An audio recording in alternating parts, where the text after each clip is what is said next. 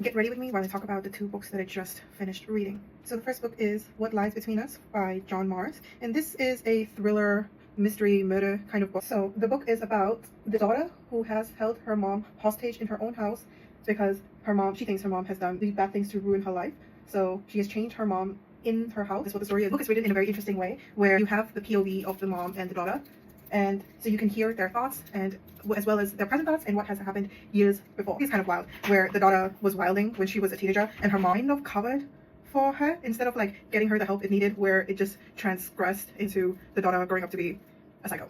I would say she is a psycho. While I was reading this book, it was quite slow because the interchanges of the point of view and the interchanges in the times, so it was a lot of back and forth, and it was a very slow book for me to finish. But the twists were very nicely written. Like the writing style is very easy to follow, and the plot is really easy to follow as well. It's just kind of slow because there's so much build up that has to be done. I really enjoyed this book. It's my first book by John Marrs, and I will look forward to reading all his other books. In terms of like the story overall, now that I think about it, the story overall is kind of okay.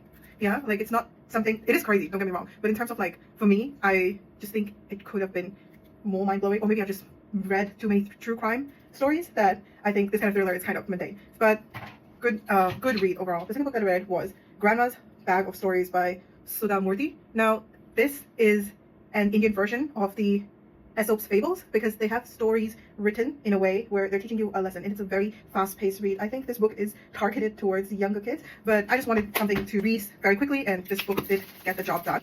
This book is very cute, I would say. There's one way to describe it. It's super cute, super easy read, and there's a lot of stories inside. It's quite bite-sized, so each chapter took me just around like less than 5 minutes to read, and so that was quite fun because even if I picked up the book and I left it, I could still continue to, I didn't need to remember what happened before because the main part of the story was the small fables that are written inside the book. Some of the left plot in the fables were quite like heartwarming as well. Like something that you, as you grow up, you of course, you have more wisdom and everything, but then it's like a good reminder to like be kind, be patient, like don't frantic a lot, and everything will be okay at the end of the day. So the messages in the book were quite refreshing to realize. Again, this is the final look. So if you're looking for some new book inspo, definitely give these two a try. They were really fun while I was reading them. If you've read them already, let me know what you think about this and what are you currently reading, because I just love getting recommendations for new books. Okay, bye.